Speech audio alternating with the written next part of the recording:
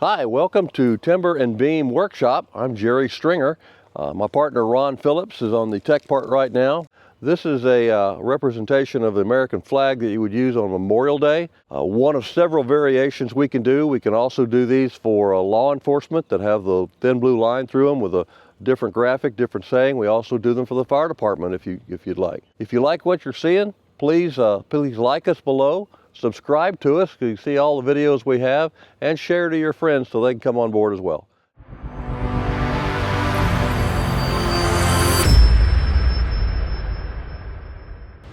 Here we go. We've already seen what the flag looks like, so now we just have to go through the steps to get there. We make the flag itself out of a 1/2-inch plywood. It's an AC grade, so your top surface, A grade, is very good quality, very smooth. Birch plywood, you don't need anything fancy because we're going to be painting it here in a little while.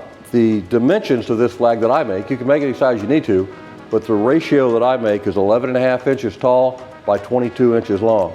I've already cut this at the 22 inches length, so I'm going to go ahead and run it through the table saw at the 11.5 inch width. Just to let you know, I am using a saw stop. I recommend them highly because, and the reason I have it is because at my age, well, mine's not as good as it used to be. If I reach over and forget about doing anything, get my hand in a blade, the saw stop's not going to cut my fingers off. So it's the reason I love it. Okay, let's get going. Get the glasses on.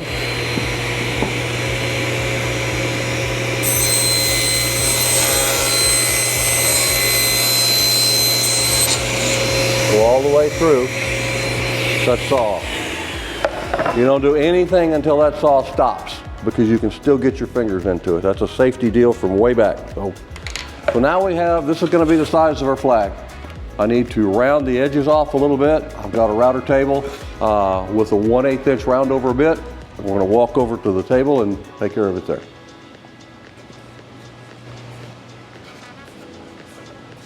I've already preset the bit for the height that I need. You'll notice, for those of you who've done woodworking, you'll notice that this bit actually has a bearing on the top, and you're thinking, you don't need to use the fence. Why are you not just using it without the fence because the bearing will run on the top of this? I get that. I don't have this tool set up yet for all of my dust collection. I'm having to use a little smaller unit. So I use the fence anyway because it allows all of the dust to be caught to go into the dust collection system without it going everywhere. So that's the reason we're doing that. Get it turned on. And I want to surface the top edge, the side that the nicer edge of the tooth, so I'll do this face down.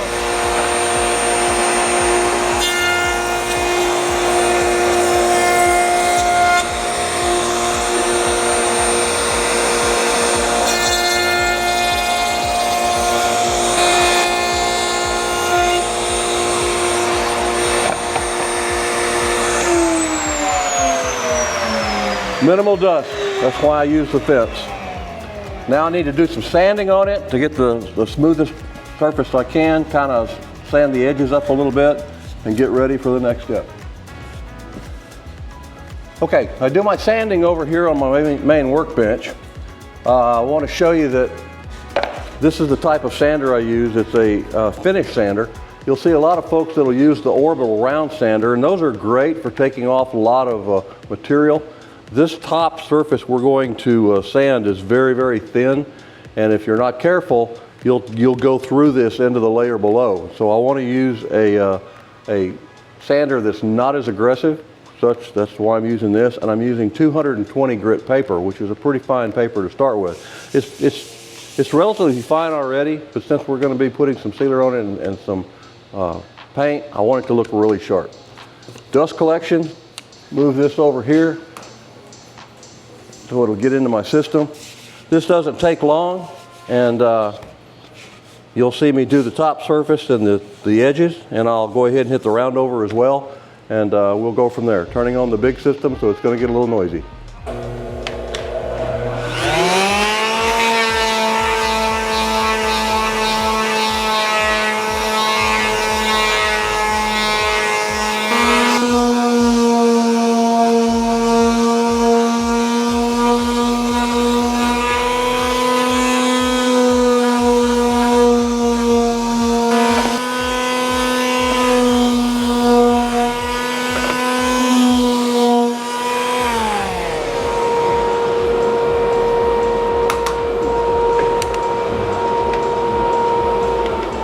And there we go.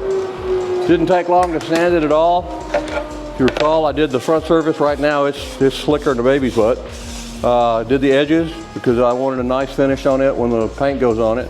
You saw me flip it over. I don't need to do the whole backside. That's going to be against the wall. But I did hit just the corners with the sandpaper so there's not a sharp edge that can get a splinter into you. So that right there is ready for the next step, which is apply a sealer before we do the paint. You could go ahead and just paint this, but the Baltic birches are very soft wood, and if I were to paint it directly, a certain amount of paint is going to actually be absorbed into the wood. That may not make sense, but if you've ever laser engraved painted wood that wasn't sealed, you'll laser it to take the paint off, and you'll still see some little paint down in the pores of the wood. By sealing it, we get away from that. We don't have to worry about that. We get a real good clean laser cut. So let me set up and get some sealer on it, and we'll move on. After sanding with the 220 grit sandpaper, it leaves a lot of very, very fine dust on it. You don't want to leave that dust on it when you put your finish on, because it'll make your finish real rough and it won't look pretty at all. So I just use an old hand towel, bath towel or something to wipe it down to get the dust off. You can get these at garage sales for like $1 a piece. I've got a whole cabinet full of them down here. They're perfect around the shop. If you go to garage sales and get them, you'll get some with some squirrely looking designs and grandma's colors, but you know, who cares? It's a shop, so it'll work fine. But once we got that cleaned off, I'm using today as a sealer, Bullseye Shellac. Shellac has been around forever. It's a traditional finish that a lot of furniture makers use it for the final finish. I like it for a sealer because it gives you a very slick finish. So when you apply the paint to it, something else about shellac is you can put any other finish that you want on top of it. You never have a problem with any reactions between your finishes and shellac. So just put a spray coat on it. It dries fast in about 10 minutes, and then you can go ahead and move on with the next step. And the neatest thing about it is you can use it inside of a closed shop, and the fumes aren't going to kill you. Or they don't even smell bad. Actually, they kind of smell good. If you're new at spraying like this, one of the biggest mistakes people make when they're spraying is they'll stand here and they'll do this, back and forth. Well, in doing that, you're like 8 inches here, but you're 14 inches here. And you're not gonna get a real good covering that way. You wanna get a distance from the board, go parallel to the surface of the board so that you're getting an even coat all the way across. Do that, come back, hit the edges. I usually just walk around to get the edges. That has a little burn spot on it, but it's not going to matter because we're going to paint it anyway.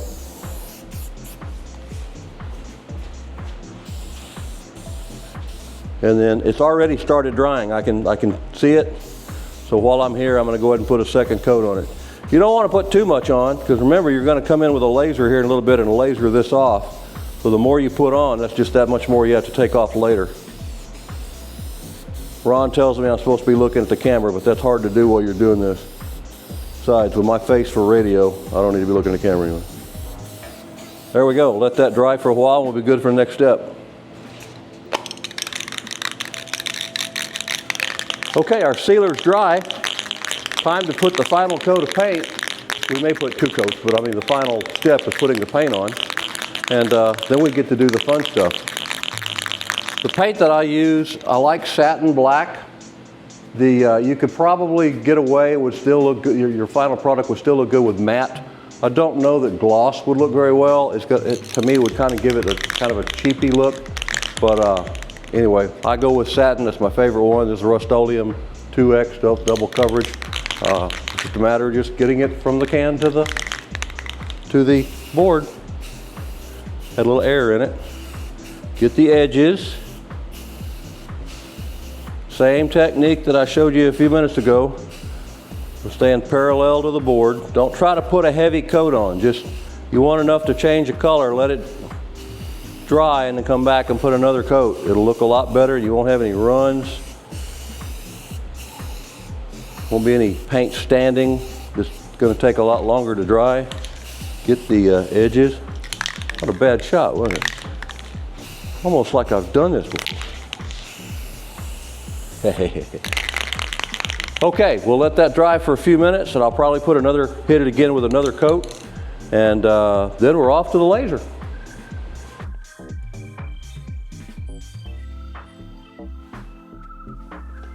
Okay, you're here. This is a design we're looking at engraving onto that plaque that we did. Our goal is to have a memorial type of a flag using the battlefield cross. We've got a scripture, Isaiah 6:8. Then I heard the voice of the Lord saying, "Whom shall I send and who shall go for us?" Then I said, "Here I am, send me." I can't think of anything more fitting for a flag of this time for a memorial than that. I've done a couple of these for restaurants in my town here. They have the missing man table on Memorial Day. I don't know if you've ever seen it. It's pretty touching. You walk into the restaurant, there's a table there that has been set for a soldier that didn't make it. So anyway, it's a long story. I'm getting choked up, sorry. But this is the design that we're going to go with for this flag. It's going to be 11.5 tall, 22 inches long, and they set these on the tables. And I don't charge them for it. I wouldn't feel right charging them. It's just to kind of show my support for what they're doing. All right, we've got it all sized the way we want it to be, the same size as our piece of wood. Just what you normally have to do. I have to group everything, put it in the center page, and then hit print. When I hit print, it goes to the laser engraver as opposed to the printer. I set it here for my material settings. Wood, laser engraving is what I'm looking for.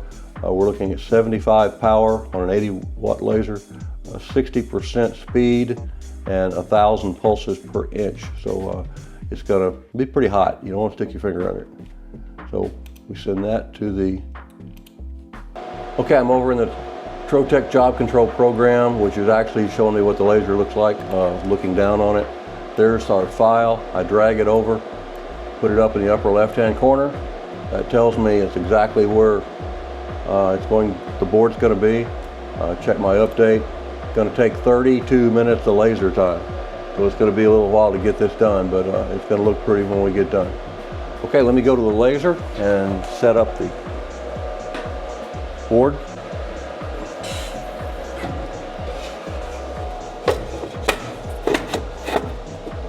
It'll be the upper left-hand corner, just like that.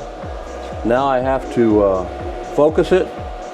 What I love about Trotec lasers are they have an automatic focus. Right now I'm pushing a button over here to raise the table up and get it close. I'm using a 2-inch lens, which means the focal length is 2 inches. This black line is your actual lens, so this material has to be exactly 2 inches below that. Once I get it up close to it, I hit both buttons at the same time. You'll see it come up. The sonar unit that's actually measuring the distance. So there it is. That tells me it's perfect. I can now move it off of the piece itself, close the lid. Everything's set up. Let's fire it off and see what it looks like. Press that button. All the bells and whistles and humming, and there it goes.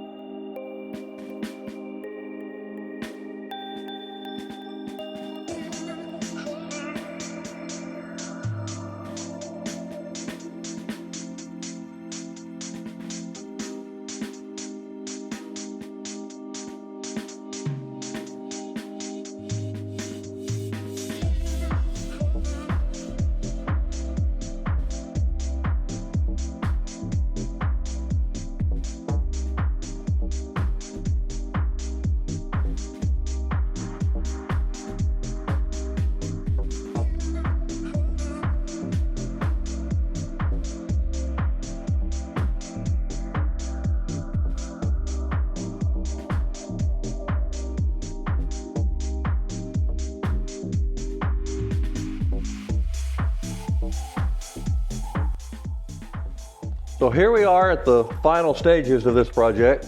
Kind of proud of it. You see all kinds of different types of flags that people are making on the internet, and different wavy flags and flags they have to glue together. Well, this is an easier way to do it, but I think it still looks sharp. This particular flag will be going to a local restaurant that has what's called the missing man table. You may go into a restaurant where you've seen on Memorial Day, where you'll see a table set up with a chair is is leaned over where somebody, like it's been reserved for someone. There's a plate, the whole setting of rows, and it'll have some information about the missing man table, or you can look it up on the internet. Everything is got some significance that it's there for a reason. So kind of look into that. It's kind of interesting. If you have restaurants in your area that would be interested in doing this, I could probably get you this file to email to you for your laser. And it just takes a little time to work on it. You can make it smaller. You'll see here in a few minutes a photograph of using a different variation of this for law enforcement memorial. You'll see, notice that it'll have the thin blue line through the flag, which is nothing more than for this particular stripe, taking a piece of blue ADA plastic, about 32nd of an inch thick. You cut it out on the laser, put some double stick tape on it, put it in place of that white stripe, and now you convert it to a law enforcement, except my design has the Saint Michael, the patron saint for law enforcement and military, killing the devil, and it's kind of an adopted deal for law enforcement.